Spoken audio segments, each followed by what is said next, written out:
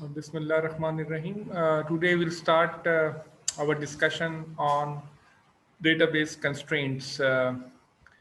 Constraints determine which values are permissible and which are not in the database. So whenever we are defining a database schema, it is very important that we must identify all related constraints um, with that particular schema. So how we can categorize those constraints? We can categorize those constraints, number one, as implicit constraints, normally we call as inherent constraints, which are actually based on the model itself. For example, in this course, we are focusing on the relational database model or a relational data model. And one of the important characteristic of or a property of a relation model is that it follows the atomicity principle and not allow list of values or multiple values on a single row column position.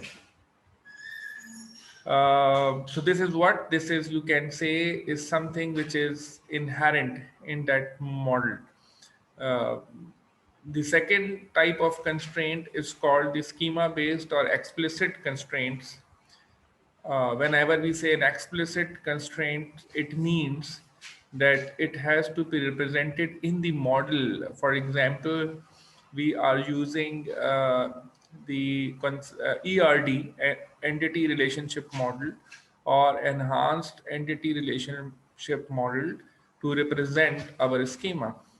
So it is expressed in the schema by using the facilities provided by the model. So whenever we represent something in ERD, there we have our own representation. For example, how to represent one is to many relationship, how to represent many to many relationship, how to represent one is to one relationship. Or let's suppose if you want to represent the relationship of super entity or a super type with a subtype entity, or even if you want to define the minimum cardinality as well. So uh, those are categorized as schema based or explicit constraints. And the third type of constraints are called application based or a semantic constraint. Actually, it is not possible that that we can add all those constraints at the time of, for example, the conceptual model. So they cannot be actually added declaratively or symbolically. So what we do is that then those constraints can be added by writing an application program or a code. Normally, we also call them semantic constraints. Most of the business constraints uh, related to that particular schema are normally termed as semantic constraints or application constraints. For example, if we are talking about a university database, and let's suppose we have the restriction or we have a condition that a student may be promoted from first year to the second year only when he or she clears 80% of the courses. So this is something which is sort of a business constraint, which we can add or we can define in terms of an application. So there are so many business constraints which can be represented by an application or a code.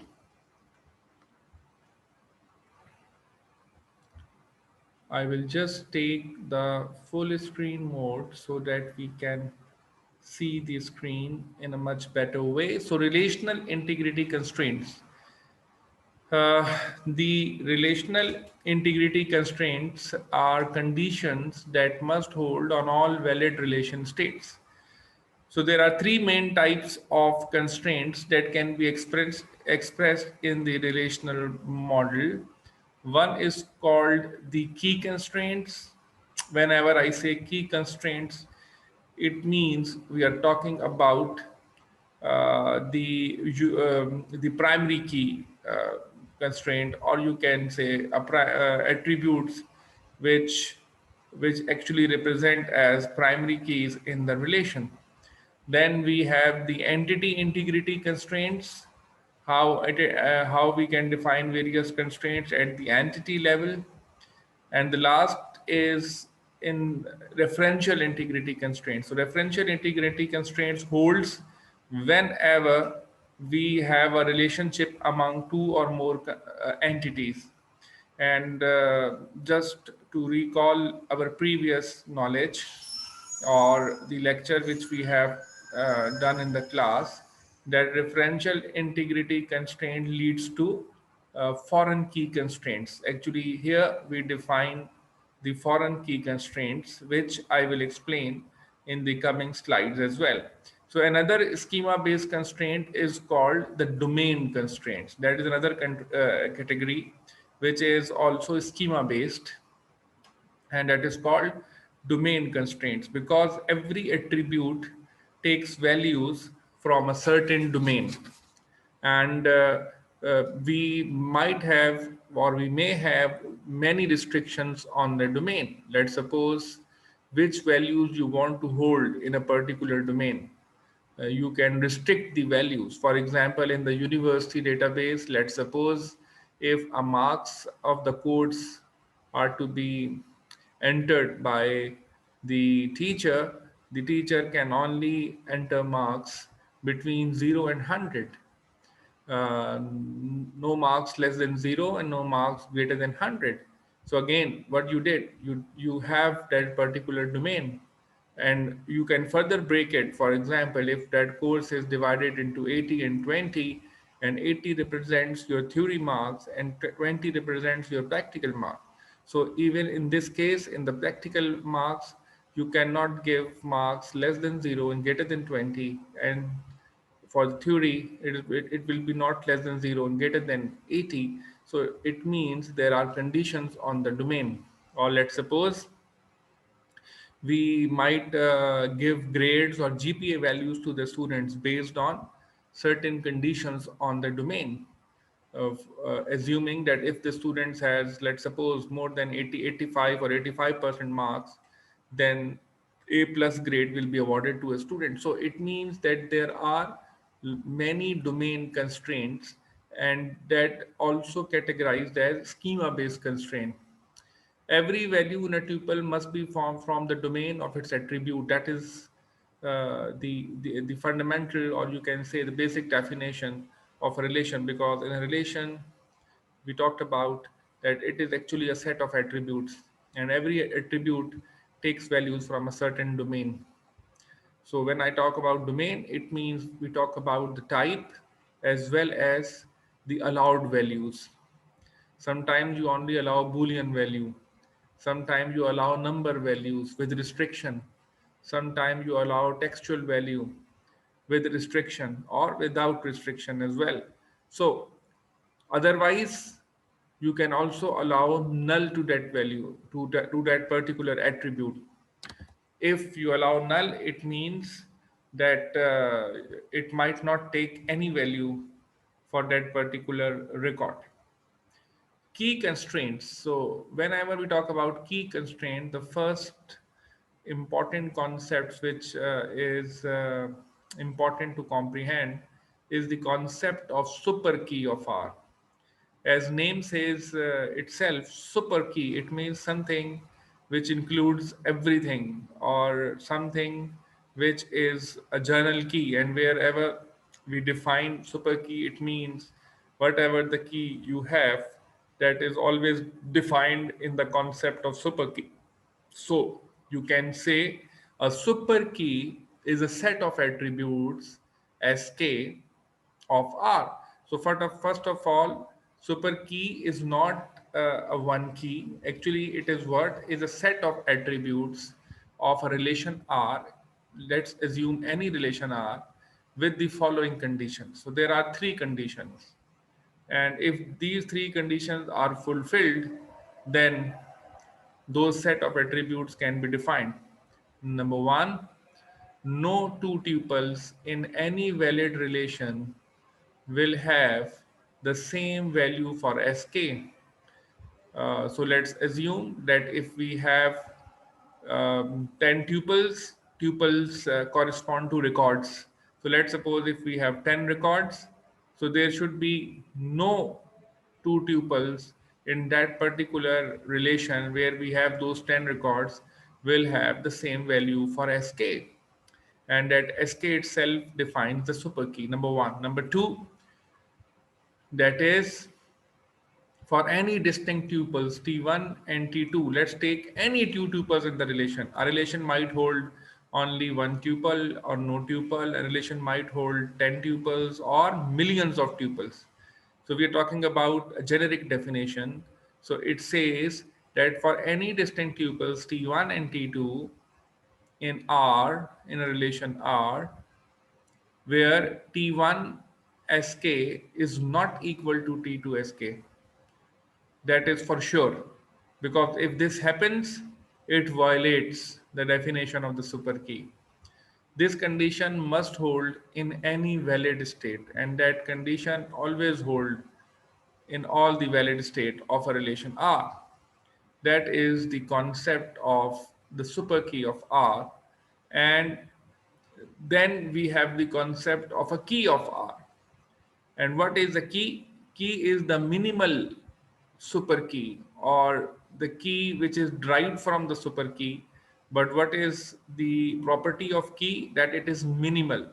So let's suppose in a super key we might have three attributes, but later when we have identified or we have picked a key from that super key that has a minimal super key, it means it might include only one attribute, which is enough to fulfill the definition of a super key, which we have just discussed before this part. That is, a key is a super key. It means whatever the key you will decide, you can say that that key is also a super key k, such that removal of any attribute from k, and let's suppose you take any attribute from k, results in a set of attributes that is not a super key. What it results in a set of attributes which is not a super key. So if you take any attribute out of that key, then it is not a super key and does not possess the super key uniqueness property.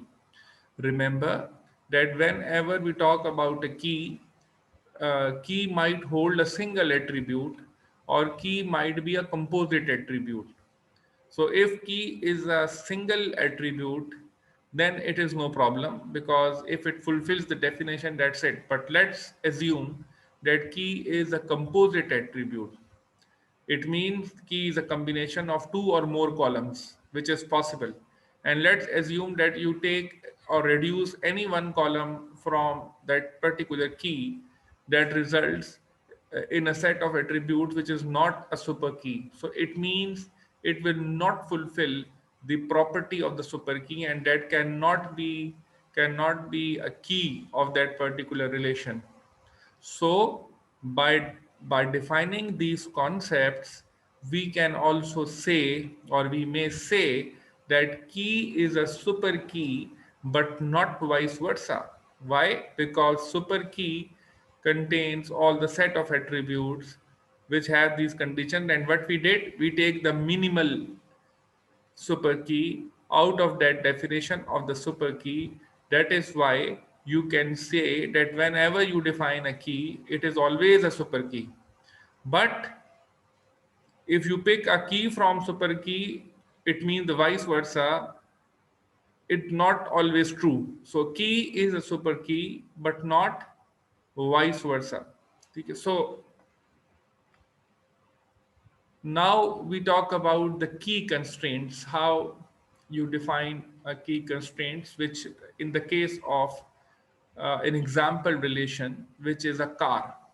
And since that example relation is defined here, that car is a relation now we have, and in the bracket you can see the attributes of car, or the you can say the properties of R, or you can say the I think attribute is the right word. So state registration number, serial number, make, model, and year. Let's assume that these are the attributes. You might say, sir, uh, you might add this attribute, or this attribute is not correct. You might have that attribute, but here we do not go into the debate. We just take this as an example. So let's assume that this car has these 6 attributes, where the state is, let's suppose, the state of the United States, the registration number, serial number, make, model, and year. So car has 2 keys. Number one, that the combination of state and registration number. Let's suppose if the state is Texas and the registration number is K104. So the combination of Texas and K104 can be a key. Or another key is possible, and that is serial number, which refers to, let's assume, the engine serial number, which is always distinct in all the vehicles. So that can be a key too. So both are also super keys of R. So both also qualifies for the definition of the super key. What is the definition of the super key? That in any given relation, if no two tuples have the same key value, then it holds. So both are also super keys of R. So serial number and make is also a super key, but not a key. Why? Because if you just take this make out of the serial number, or if you only reduce it to the serial number, even then it's a key. Okay, so both combined together can also distinguish all the tuples in that particular relation. But if you even take this make out of this key and only make this serial number as a key, so again it can fulfill the definition of a key. So serial number and make is a super key but not a key. In general, any key is a super key but not vice versa, which we have discussed in the previous slide as well. Any set of attribute that includes a key is a super key. So if you have any set of attributes, let's assume in this case, if you have 3 attributes, 4 attributes that includes a key, you can also say it's a super key. A minimal super key is also a key. In a relation, if a relation has several candidate key, one is chosen arbitrarily to be the primary key. So what is the concept of the candidate key? Actually, whenever we define a relation in a particular schema, we might have more than one possible attributes or a group of attributes that fulfills the definition of the primary key. And if you recall, the definition of the primary key is that it must be unique and not null.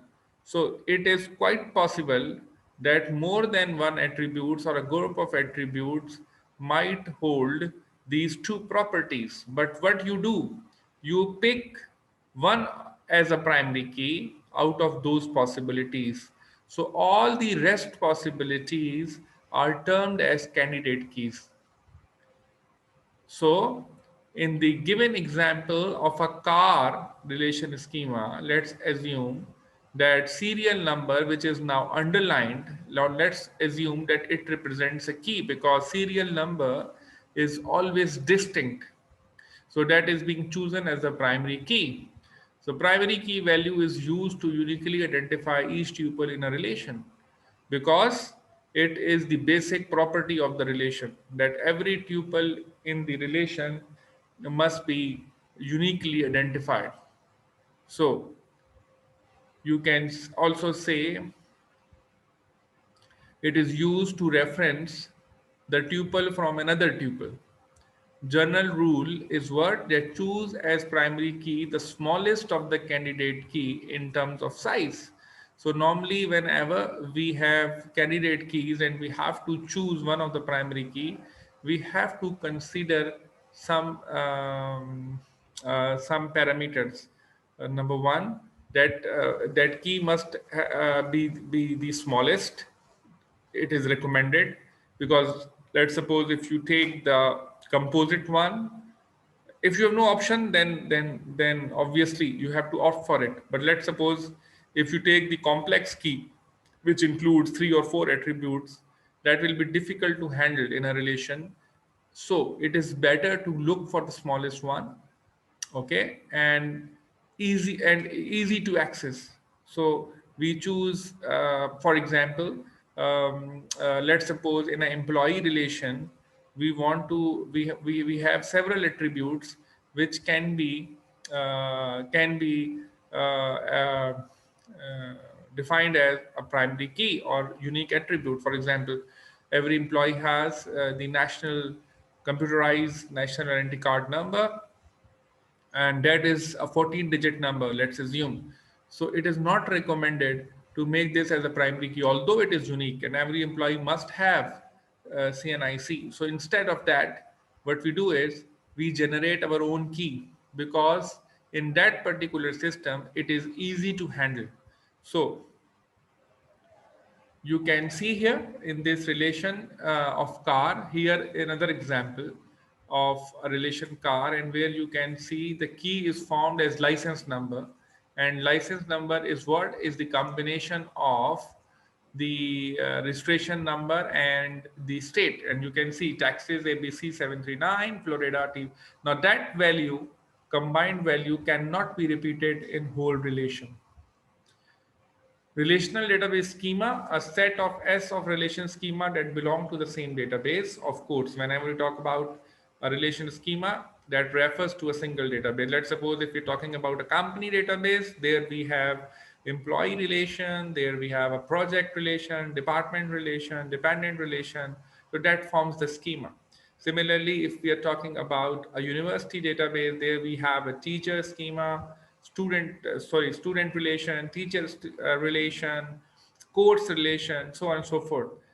Similarly, if you want to have the schema about the hospital database, there you have all those relations which are relevant. So it all basically, so what is S is the relation schema of the whole database schema. So it consists of, you can see, R1, R2, dot dot dot, Rn. It means relations.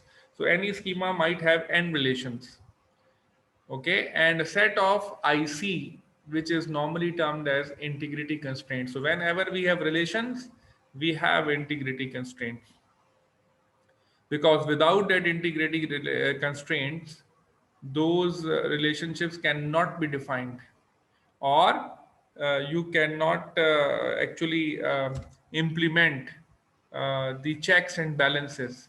So R1 to Rn are the names of the individual relation schema within the database S.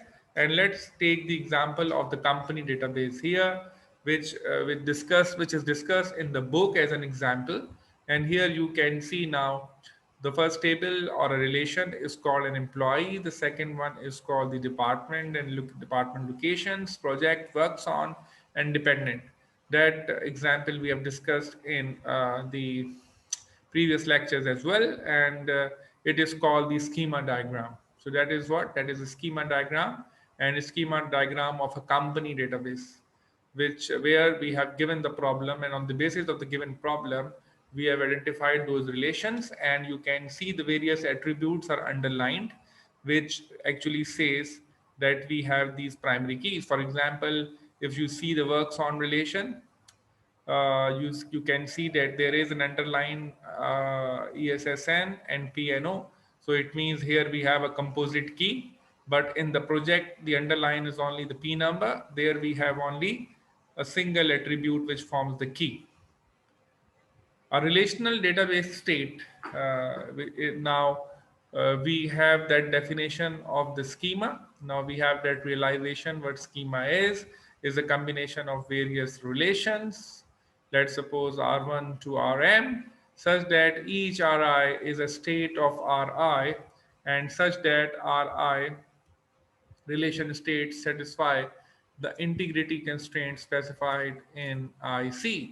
So all those states must follow those integrity constraint definition. Let's suppose We have defined various types of key constraints, domain constraints, okay, and entity integrity constraints. So a relational database state is sometimes called a relational database snapshot or an instance.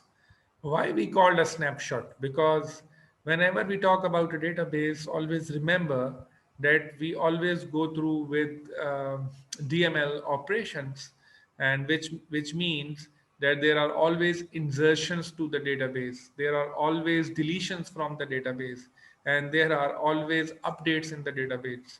Let's assume, take an example of a bank database. So what is happening? Let's suppose if something is debit to my account, the my account the my amount the debited amount always has an impact on my balance. Or if something is credited from my account, that has to be recorded, and obviously that impact my balance in the account. So if I want to see what my amount is before the credit or the debit, or after the debit or the debit or the credit, that will be changed or it will be updated. Or for example, if a new customer comes into the bank and wants to open his or her account in that bank, so it means that new record is to be created. Okay, similarly, our records may be deleted.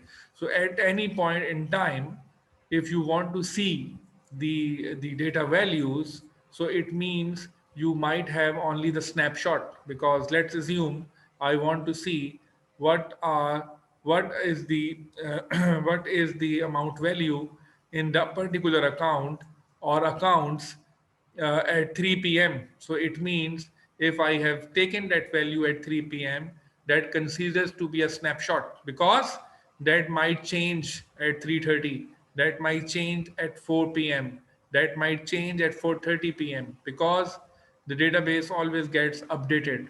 So but as an enterprise, or at whenever you are working over in any company, or you at the people who are working at various managerial positions, they need data at any point in time. So you just have a query and you can retrieve that data. So at any given point in time, if you have those values, that is represented as relational database state. If a database state that does not meet the constraint, it is invalid state. So any state which you recover from the database must fulfill those constraints. If that constraints are not fulfilled, then it is called an invalid state. Populated data state. When I say a populated database state, it means that you have to have those values into the database. And So I have just discussed about the basic operations of insert, delete, and modify.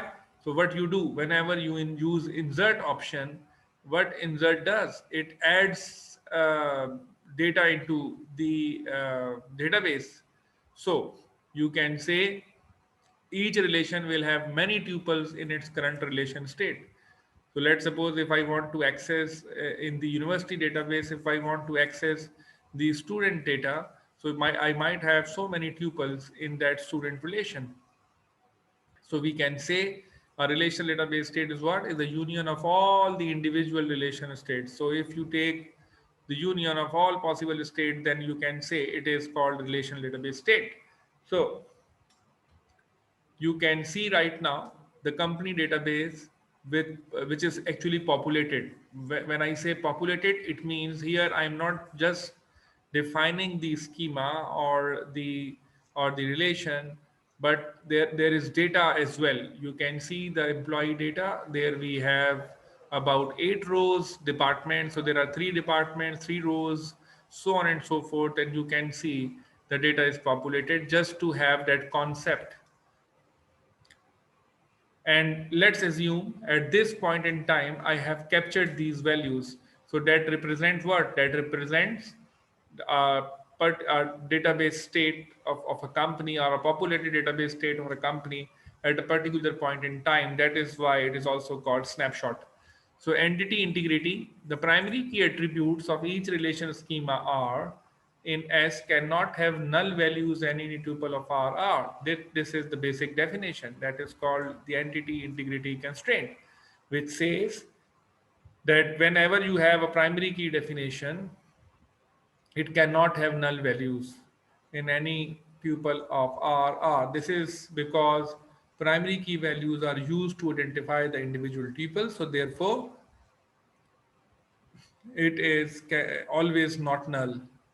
If PK has several attributes, null is not allowed in any of these attributes. Let's suppose if primary key is a composite attribute. So if it is a composite attribute, even then all the attributes which are part of the primary key must hold this definition. Referential integrity constraint involves two relations.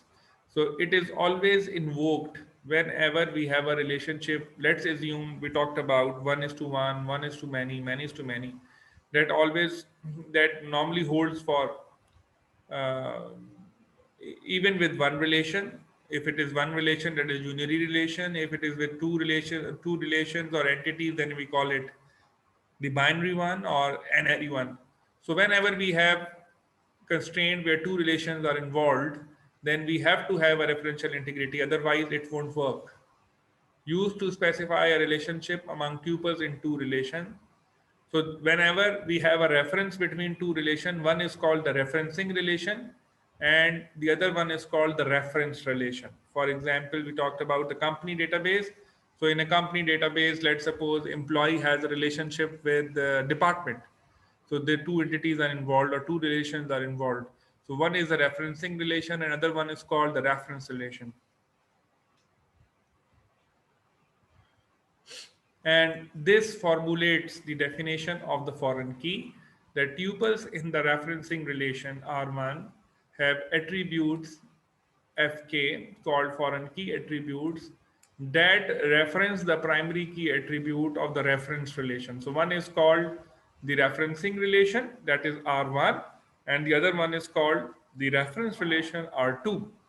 And the definition of foreign key is based on the relationship between R and R2 type. What is the type of the relationship? And there we use primary key as a reference.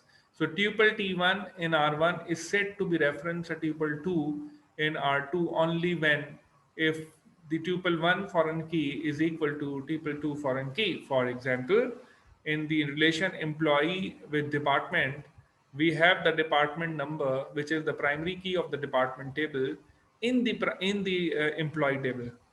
So in the employee table, it is a foreign key, but the department number in the department table is a primary key.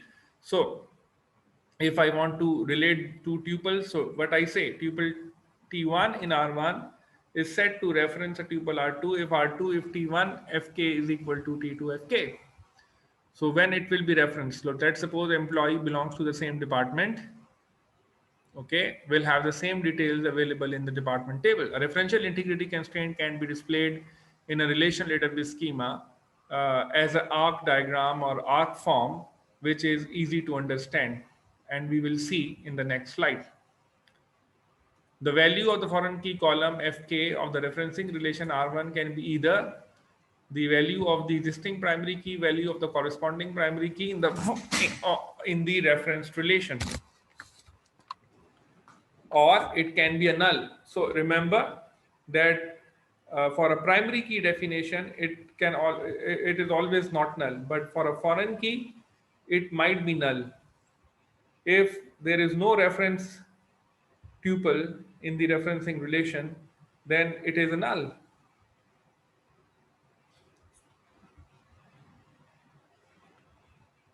Uh, so how we can define these constraints? So referential integrity constraints, by defining arc values, you can see an arrow moving from one relation to another. Let's assume we talk about department and employee. So here, this is the employee relation and this is the department relation. So let's see an arrow coming from DNO to this D number. So DNO here is what? Actually, it is the referencing attribute, And which relation is referenced? This department relation is referenced. And employee is what? Is a referencing relation. So you can just take this line here and put that arrow here that describes the referential integrity constraint between employee and department. Let's suppose you want to see the relationship between dependent and employee. So you can see the dependent ESSN and dependent name is the primary key over here. But the relationship, because dependent is a weak entity, and here you can see that is related to what? That is SSN over here. So SSN is the social security number, and the same attribute is here. It is not necessary that all those attributes must have same name, but they are actually same. So similarly, you can see the relationship of department and project. So you see that department number is in the project. So here we take this value and we have that arrow over here. So here that dnum is a referencing attribute, and what is the referenced relation? That is the department, and in that case project is what? Is a referencing relation. So here we can formulate all those arcs, and in this way you can represent all the referential integrity constraints in this particular schema, and that can be easily translated to the foreign key definitions.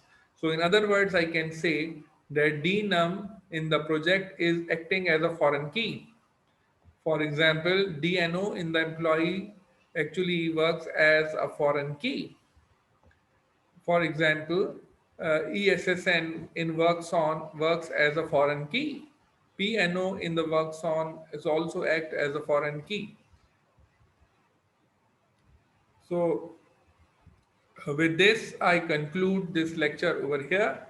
I hope that you have understood the concept of database constraints, and if you have any queries, you can contact me or you can send the queries via email. Thank you so much.